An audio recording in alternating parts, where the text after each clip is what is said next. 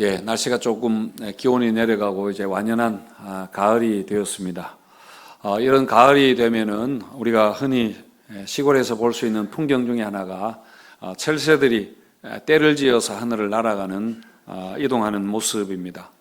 어린 왕자라는 책으로 유명한 생텍쥐베리가 쓴 인간의 대지라는 소설에 이런 이야기가 나옵니다.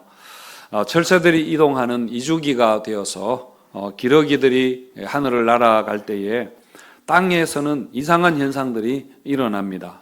그것은 바로 쥐보리들이 서투른 날개짓을 막 이렇게 하는 그런 모습들입니다. 철새들이 날아가는 것을 보고는 쥐보리들이 그들 속에 있는 야성의 어떤 새의 야성의 흔적이 깨어난 것입니다.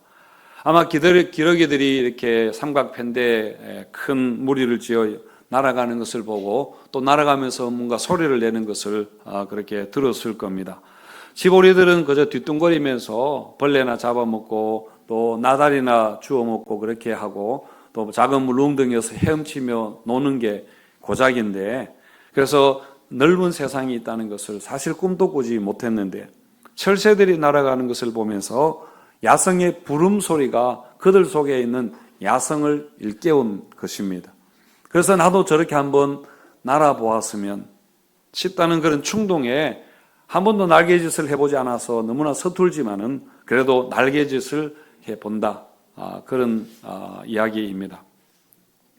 우리도 신앙에 이런 야성이 깨어났으면 좋겠다라는 생각으로 이 말씀을 드립니다. 우리 신앙의 야성을 깨우기에 충분한 것, 그것은 바로 하나님의 나라입니다. 우리가 쥐보리처럼이 아니라 정말 하나님 나라의 비전을 가지고 우리가 살아가게 된다면은 우리 인생에 정말 우리 삶이 얼마나 멋진 삶이 될까 생각합니다. 왜냐하면 여러분, 하나님의 나라는 하나님의 꿈, 이 땅에 하나님의 나라가 임하는 것이 하나님의 꿈이기 때문입니다. 우리가 하나님과 같은 꿈을 가진다는 게 여러분 얼마나 신나는 일이겠습니까? 마르크스 레닌의 공산주의 사상에 헌신했던 소수의 볼셰비키들이 정말 잠깐이지만은 그 세상을 공산주의로 그렇게 공산주의 세상을 만들지 않았습니까? 그리고 지금 우리나라 5060 세대 중에도 정말 민주주의, 이 땅에 민주주의가 오도록 하면서 헌신했던 분들이 많이 있습니다. 공산주의와 민주주의 꿈에 비한다면은 정말 우리가 하나님의 나라는 훨씬 좋은 것입니다. 하나님의 나라, 그것은 참되고 영원한 것입니다. 그 하나님의 나라를 품고 우리가 살아가는 것이 얼마나 이런 멋진 일입니까? 자, 그런 점에서 주기도문은 이렇게 하나님의 나라를 소망하는 자들의 기도입니다. 그 주기도문 마지막에 나라와 권세와 영광이 아버지께 영원히 있습니다 라고 하는 것은 당시 로마 제국에 대해서는 그것이 반역을 선언하는 것과 같았습니다. 당시의 나라와 권세와 영광은 오직 로마 황제에게 있다, 그렇게 했는데, 근데 나라와 권세와 영광이 로마 제국에 있는 것이 아니라 하나님에게 있다 라고 하는 것은 정말 체제 전복을 선언하는 주장과 같았던 것입니다. 그러니까 이 땅의 질서에 대한, 이 땅의 질서와 가치에 대한 하나의 반역인 셈인 거죠. 그래서 누가 말하기를 주기도문은 매우 위험한 기도이다, 그렇게 했습니다마는 원래 복음이 그렇습니다. 복음은 현실 타협과 체제 순응이 아니라 기존의 세상의 이 질서에 대한 그 가치에 대한 반대를 하는 것이 바로 복음이니까요. 지난주에 말씀드린 것처럼 예수님이 이 땅에 오신 것은 전체적으로는 하나님의 나라를 위해서 오셨습니다. 이 땅에 하나님의 나라가 임하도록 예수님께서 오셨습니다. 그래서 예수님의 첫 말씀이 바로 회개하라, 천국이 가까이 왔다, 하나님의 나라가 임했다 였습니다. 그리고 천국에 들어가는 것은 오직 예수를 믿음으로, 예수를 통해서만 들어갈 수 있는 것이기 때문에 회개라는 것은 그 예수를 믿고 영접하는 것이 회개인 것이죠. 그래서 예수님은 이 땅에 예수님으로 인해서, 예수님 자신으로 인해서 도래한 하나님의 나라가 무엇인지에 대해서 설교를 하셨고, 그리고 하나님의 나라는 하나의 이론이나 어떤 사상에 불과한 것이나 어떤 추상적이고 형이상학적인 그런 개념이 아니라 우리가 눈으로 보고 손으로 만지고 경험할 수 있는 실체가 있는 것, 실체가 있는 천국이라는 것을 보여주기 위해서 귀신이 쫓겨 달아나고 병을 고치시고 오병이어 같은 그런 기적들을 그렇게 보여주시면서 하나님의 나라는 실제로 역사하는 하나님의 능력이라는 것을 보여주었던 것입니다. 그동안 우리는 하나님의 나라 천국을 우리가 죽어서 가는 천당으로 굉장히 축소해서 이해를 했던 경향이 있습니다. 물론 우리가 죽어서 가는 천당이 분명히 있습니다. 우리가 예수 믿으면 영원히 구원을 받고 우리가 죽으면 천국에 가게 되는 것이죠. 이런 미래적인 천국, 주님 다시 오실 때에 임하게 되는 장소적인 천국도 우리가 분명히 믿고 우리가 소망해야 되는 것입니다. 그렇지만 예수님이 말씀하신 천국, 하나님의 나라는 그 강조점이 오히려 이 땅에서 이루어져야 할 그 하나님의 나라에 대해서 예수님은 말씀을 하셨습니다. 그래서 우리가 주기도문을 보더라도 하나님의 이름이 이 땅에서 거룩히 여김을 받게 해달라. 하늘에서 하나님 이름이 거룩히 하게 된 것은 당연한 것입니다. 그렇지만 이 땅에 하나님 이름이 모독당하는 이 땅에서 그 이름이 거룩하게 하나님의 예배가 없는 곳에 예배가 있게 해달라. 그런 기도이고, 그리고 그 천국이 이 땅에 임하고, 그리고 하늘에서 하나님의 뜻이 이루어진 것처럼 이 땅에서도 하나님의 뜻이 이루어지리다. 이렇게 기도하는 것입니다. 우리가 예수 믿고 영혼 구원 받고 죽으면 천국 가는 거 여러분 당연한 것입니다. 확실한 것입니다. 그래서 이 땅에서 우리가 천국 가도록 죽으면 천국 가도록 계속 기다리는 그게 여러분 신앙생활의 전부가 아닙니다. 여러분 교회는 천국 가는 열차 타기 위해서 기다리는 대합실이 여러분 아니라는 것입니다. 그래서 우리가 이 땅에서 신앙생활 열심히 하는 것은 우리가 영혼 구원 받는 것보다 훨씬 더 큰 의미가 있습니다. 이미 영혼 구원을 받은 우리가 천국에 가는 것이 확실한 우리가 신앙생활 열심히 해야 되는 이유가 있다는 것입니다. 어떨 때는 우리가 순교하면서까지 우리의 목숨을 버리면서까지 신앙을 지켜야 되는 여러분 이유가 있습니다. 내가 예수를 부인하는 순간에 내 구원이 취소되기 때문에 우리가 천국 가는 것이 취소되기 때문에 그렇게 하는 것이 아니라 여러분 내가 예수를 시인해야 되는 증인이기 때문에 여러분 그런 것입니다. 내가 예수를 항상 시인하고 증언하는 증인이 되는 것이 우리의 사명이기 때문입니다. 인생의 의미는 그저 생명을 부지하는 것이 아니라 여러분 사명이 있습니다. 사명이 있는 것입니다. 그래서 우리가 사명을 저버리고 산다는 것은 우리 인생을 무의미하게 만들어 버리는 것입니다. 그래서 우리 신앙의 의미가 무엇인가? 왜 우리가 열심히 교회 생활을 해야 되는가? 교회 다녀야 되는가? 하면은 우리가 함께 이루어야 할 사명이 있기 때문에 그렇습니다. 사명을 위해서입니다. 그래서 여러분 신앙생활은 내가 예수 믿고 영혼 구원받아 천국 가는 거 그 훨씬 더 이상입니다. 신앙생활 잘하면 내가 이 땅에서 복받고 잘 사는 것 그것 이상입니다. 내가 하나님의 말씀으로 위로받고 이렇게 또 마음의 치유를 얻고 하는 그것 이상이라는 이야기입니다. 이런 것들 사실 다 중요합니다. 중요하지만은 신앙은 분명히 그보다 훨씬 더 이상. 그것은 사실은 기초이고 시작입니다. 그 이후에 모든 것이 여러분 있는 것이죠. 하나님이 이스라엘을 구원하시고 복을 주신 것도 이스라엘 백성들 그 이상을 위해서 그렇게 선택하고 복을 주셨습니다. 이스라엘의 실패가 여러분 그 사명을 몰랐던 것 아닙니까? 그 사명을 배반했던 것 아닙니까? 신원과 복이 우리를 위해서, 나를 위해서라고 그렇게 잘못 생각했기 때문입니다.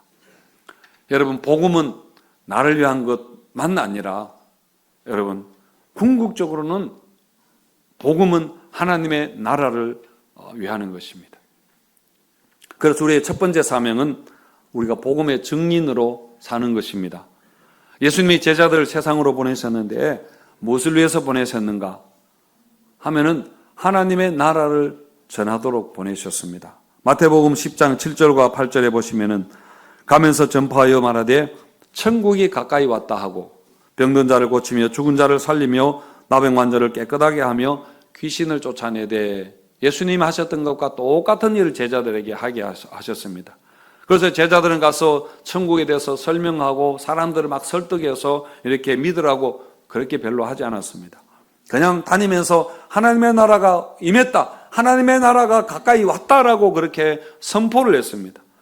물론 설명하고 설득하는 대신에 병든 자를 고치고 죽은 자를 살리고 귀신을 쫓아내면서 하나님의 나라를 보여준 것이죠. 하나님의 나라는 그냥 이론이 아니라 어떤 실제하는 능력이라는 그것을 실제로 그렇게 보여준 것입니다. 여러분, 다음 주일이 블레싱 데이, 전도 주일입니다. 우리가 정말 행사는 소박하게 그렇게 합니다. 그 의미를 우리가 어떤 행사로 다 담을 수가 없습니다. 하지만 블레싱 데이는 우리 교회가 하는 모든 사역 가운데 가장 중요하고 큰 일입니다. 여러분, 교회가 가장 우선해야 될 일이 사실은 우리가 너무나 소중하다고 생각하는 이 복음을 전하는 것입니다.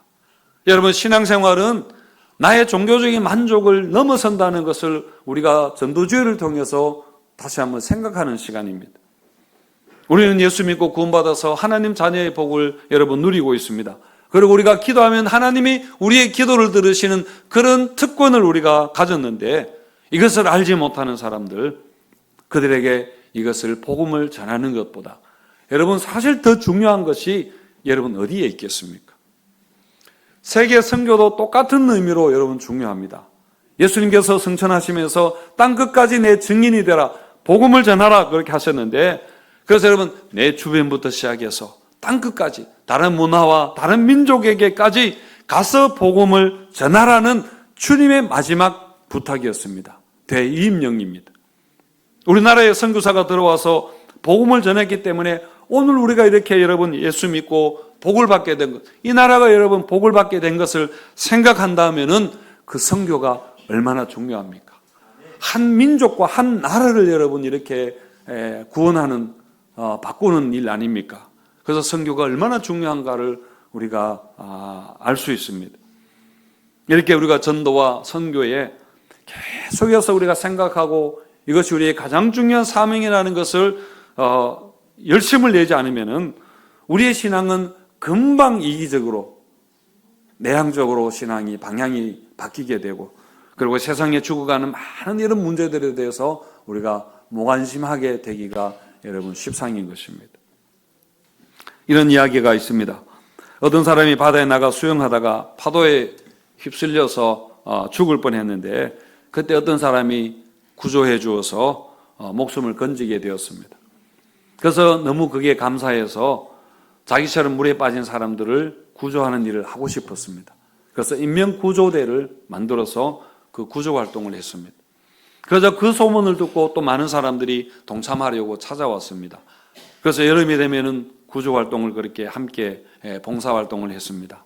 비록 건물은 허름하고 그냥 작은 보트 하나뿐이었지만은 그래도 물에 빠져 죽어가는 그 생명을 구원한다는 것은 너무 보람된 일이었습니다.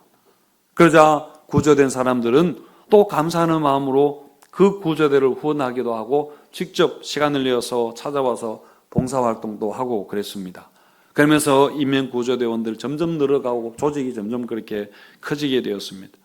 그런데 시간이 지나면서 구조대원들이 바다에 나가기보다는 이 조직을 운영하는 것에 더 바쁘게 되고 함께 모여서 교제하는 일이 더 재미있고 좋았습니다.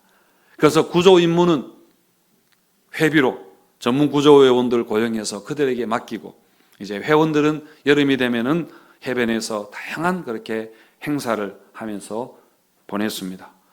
그러면서 구조대는 일종의 클럽으로 그렇게 변해갔습니다. 그러자 몇몇 회원들은 뭔가가 잘못됐다, 이게 아니다라고 생각하고 그 모임을 탈퇴해서 새로운 인명구조대를 만들었습니다. 그런데 그들도 얼마 지나지 않아서 똑같은 전철을 그렇게 그 모습으로 변해갔다는 그런 이야기입니다. 아마 누군가가 현대교회를 풍자하기 위해서 만들어낸 이야기이겠지만은 사실은 여러분 교회가 이렇게 되는 것이 얼마나 자연스럽고 쉬운지 모릅니다. 그래서 우리는 늘 우리가 누구인가, 우리가 무엇을 해야 되는가 하는 것을 우리가 돌아보아야 되고, 항상 궤도 수정, 방향 수정을 하면서 본래대로 돌아가려고 여러분 몸부림을 해야 됩니다. 다음 주일이 종교개혁 주일입니다만은 그게 여러분 바로 원래대로 돌아가는 것이 종교개혁이고, 개혁된 교회는 계속해서 개혁되어야 된다, 그런 이야기가 있는 것이죠. 여러분, 교회의 가장 중요한 것, 그것은 복음을 전하는 것입니다. 주님은 우리에게 복음을 맡기셨습니다. 그래서 전도에서 온 새 가족, 우리가 그들을 알아주고 환영하고, 그리고 그 새 가족들을 잘 양육해서 좋은 성도가 되게 하는 것이 교회가 해야 될 일입니다. 이것이 우리의 사명이라는 것을 알고 이 사명을 성실하게 감당하는 교회와 성도님들 되시기를 축원드립니다. 이 땅에 하나님의 나라 선포하는 일에는 영혼 구원 이상 이 사명이 포함이 됩니다. 그것은 바로 이 땅에 하나님의 나라가 임하게 하는 것입니다. 여러분, 열왕기하 2장에 보시면은 엘리사 선지자가 여리고의 그 오염된 물을 고치는, 깨끗하게 하는 그 이야기가 나옵니다. 여리고 성에 물이 오염되어서 과일이 자꾸 병들고 떨어지게 되고, 그 과일뿐만 아니라 사람과 가축도 자꾸 이렇게 낙태를 하고 그랬습니다. 그래서 엘리사가 그 물의 근원에 가서 그 소금을 뿌려서 그 물을 깨끗하게 했던 그런 이야기가 있습니다. 여러분, 여리고에 오염된 물, 그것은 오늘 우리 사회의 문화라고 그렇게 할 수 있습니다. 여러분, 물이 오염되면은 그 물을 마시는 사람들 다 여러분 건강이 나쁘게 되고 병들고 그렇게 하지 않겠습니까? 문화는 물고기에게 물과 같다, 그렇게 하는 것인데, 그러니까 여러분, 사람은 문화적인 존재 아닙니까? 그런데 이 사회 문화가 점점 혼탁해지고 그렇게 오염되고 하면은 여러분, 그 사회 문화 속에 살아가는 사람들이 어떻게 되겠습니까? 모두가 병들었는데 아무도 아프지 않았다. 모두가 병들었는데 아무도 아프지 않았다. 이성복 시인의 그 한 19절입니다만은, 이 사회가 정말 이런 병에, 이런 중병에 그렇게 걸려 있고, 그래서 기형들이 생겨나고 기형들이 태어나고 있는데, 그냥 항생제와 진통제로 그냥 방부제를 처리해서 그냥 모양을 그렇게 유지하고 있는 것과 여러분 같습니다. 여러분, 이 세상은 하나님을 모르는 세상입니다. 그렇기 때문에 동성애를 주장하는 거 모르는 사람들은 당연하게 그렇게 주장하는 것입니다. 인간이 주인이 되어 다스리는 나라이기 때문에 세상이 이런 방식으로 살아가는 것은 여러분 당연한 것이죠. 그래서 여러분, 우리는 이 땅에 하나님의 창조 질서를 회복하는 일에, 우리가 세상을 구원하고 생명을 살리는 일을 위해서 부름받은 자들인 것입니다. 여러분, 이게 우리에게 주신 주님의 사명입니다. 그래서 우리가 영혼 구원하는 것을 넘어서서 이 땅의 모든 영역에 하나님이 주인 되신다는 것을 우리가 선포하고 그것을 회복하는 사명을 여러분 우리가 감당해야 되는 것입니다. 10월 27일 오후에 한국교회 연합기도회 가지는 것도 여러분 마찬가지입니다. 이번에 로잔 대회에서도 동성애에 대해서 분명하게 동성애는 성경에서 죄라고 그렇게 이야기를 하고, 또 가정에 대해서 이렇게 이야기를 했는데요. 하나님이 성을 만드셨다. 그러니까 God is for sex. 그리고 성은 결혼을 위한 것이다. 그리고 결혼은 생명을 위한 것이다. 그리고 그 생명, 그 삶은 예수 그리스도를 위한 것이다. 이렇게 선언했습니다. 여러분, 하나님은 분명히 남자와 여자를 만드셨습니다. 그리고 남자와 여자는 결혼해서 가정을 이루라 하셨고, 자녀를 출산해서 번성하라 하는 것이 하나님의 원래의 명령입니다. 이것이 하나님 보시기에 좋았던 그런 상태였던 것이죠.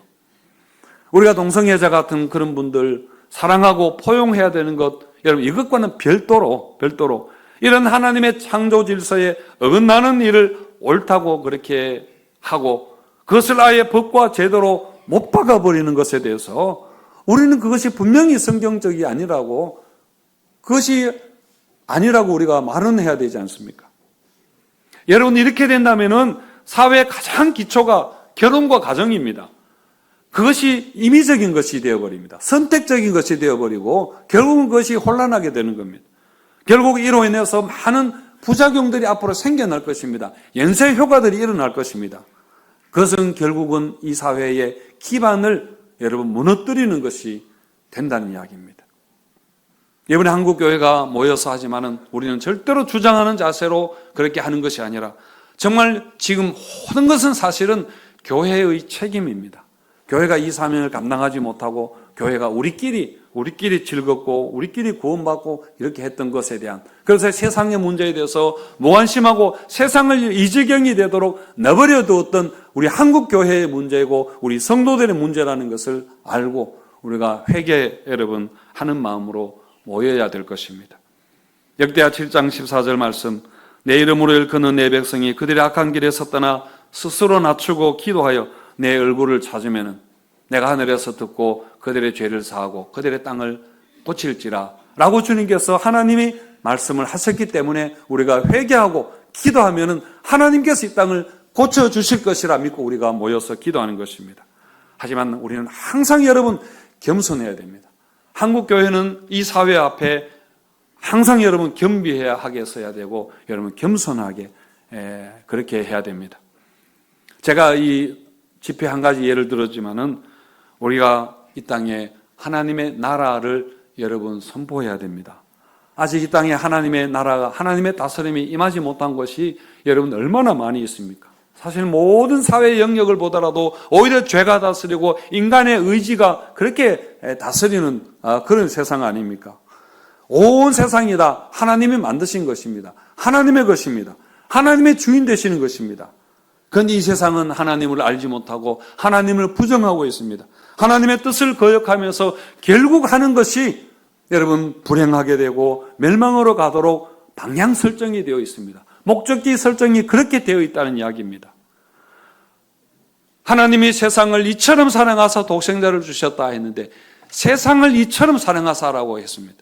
그래서 이 세상에 하나님이 만드신, 그래서 죄로 인해서 깨어진 이 모든 사회 영역, 이 땅 모든 영역에 하나님이 다스림이 임하도록, 그래서 하나님의 나라가 임하도록 하나님은 교회를 세우신 것입니다. 그리고 우리에게 이것을 사명으로 주셨습니다. 특히 여러분, 우리는 교회 안에 사는 것이 아니지 않습니까? 교회 안에 1시간 있고 나머지는 다 이 세상 속에 우리가 살아가게 됩니다. 우리 자녀들도 이 세상 문화 속에 여러분 살아가고 있습니다. 당연히 우리가 영향을 받게 되는 거죠. 우리 사회에 영향을 받게 되는 겁니다. 세상 풍조, 가난의 풍습의 영향을 받게 되어 있습니다. 하나님은 이스라엘 백성들에게 가나안에 들어가면은 어떻게 하라고 했습니까? 가나안 문화, 가나안 백성들을 완전히 진멸하라. 그렇게 했는데 이스라엘 그 명령을 거역했습니다. 그러다가 결국 가나안 문화에 동화되어 버린 겁니다. 그들처럼 되어버린 것입니다. 그리고 우상을 섬기다가 세상 풍조를 따라가다가 결국은 나라가 망하게 되었습니다. 그 사명을 무시했기 때문에 하나님이 벌을 내린 것이죠. 그래서 여러분, 교회가 복음전도와 함께 우리가 이 사명을 항상 잊지 않아야 됩니다.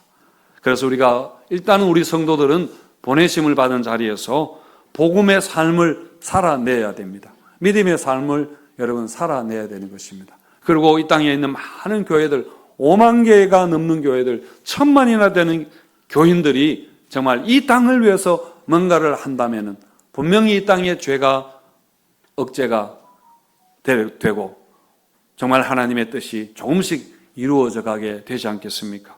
그래서 여러분, 내가 선 자리, 내 삶의 자리부터 우리가 하나님의 다스림이 임하도록, 하나님의 나라가 되도록 그렇게 우리가 하면 점점 바뀌어 가게 될 것입니다. 그래서 우리가 삶의 자리에서 여러분 항상 주기도문의 내용으로 그렇게 여러분 기도하시기 바랍니다. 시간이 없으면은 그냥 주기도문 그대로 여러분 하셔도 됩니다. 1분도 안 걸립니다만은 매일 우리가 그렇게 한다면은 정말 하나님께서 우리의 기도를 들으실 것입니다. 그래서 이 땅에 내 직장과 삶의 자리에 내 가정과 내 자녀들에게 내 심령 가운데 하나님의 다스림이 있도록 하나님의 나라가 임하게 되기를 주님의 이름으로 축원드립니다.